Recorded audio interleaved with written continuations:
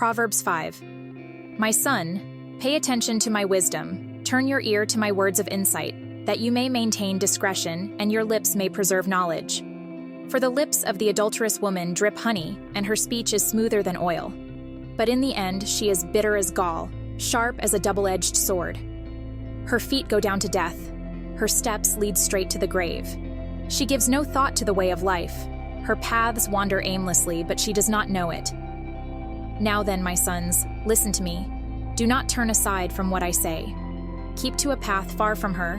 Do not go near the door of her house, lest you lose your honor to others and your dignity to one who is cruel, lest strangers feast on your wealth and your toil enrich the house of another. At the end of your life you will groan when your flesh and body are spent. You will say, "How I hated discipline, how my heart spurned correction.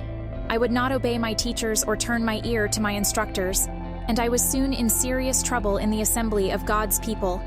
Drink water from your own cistern, running water from your own well. Should your springs overflow in the streets, your streams of water in the public squares? Let them be yours alone, never to be shared with strangers. May your fountain be blessed, and may you rejoice in the wife of your youth. A loving doe, a graceful deer, may her breasts satisfy you always. May you ever be intoxicated with her love. Why, my son, be intoxicated with another man's wife? Why embrace the bosom of a wayward woman? For your ways are in full view of the Lord, and he examines all your paths. The evil deeds of the wicked ensnare them. The cords of their sins hold them fast. For lack of discipline they will die, led astray by their own great folly. Proverbs 6. My son, if you have put up security for your neighbor, if you have shaken hands in pledge for a stranger, you have been trapped by what you said, ensnared by the words of your mouth. So do this, my son, to free yourself, since you have fallen into your neighbor's hands. Go to the point of exhaustion and give your neighbor no rest. Allow no sleep to your eyes, no slumber to your eyelids. Free yourself, like a gazelle from the hand of the hunter, like a bird from the snare of the fowler. Go to the ant, you sluggard. Consider its ways and be wise. It has no commander, no overseer or ruler, yet it stores its provisions in summer and gathers its food at harvest. How long will you lie there, you sluggard? When will you get up from your sleep?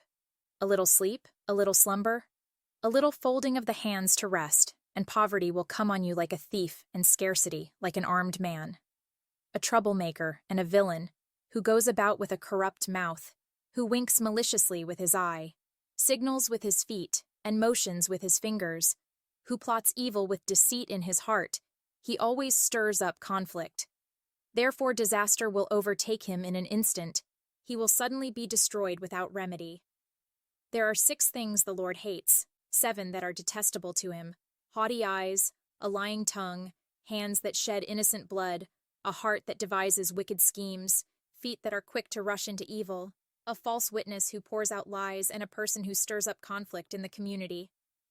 My son, keep your father's command and do not forsake your mother's teaching. Bind them always on your heart.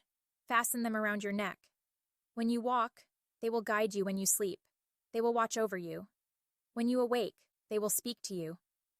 For this command is a lamp, this teaching is a light, and correction and instruction are the way to life, keeping you from your neighbor's wife, from the smooth talk of a wayward woman.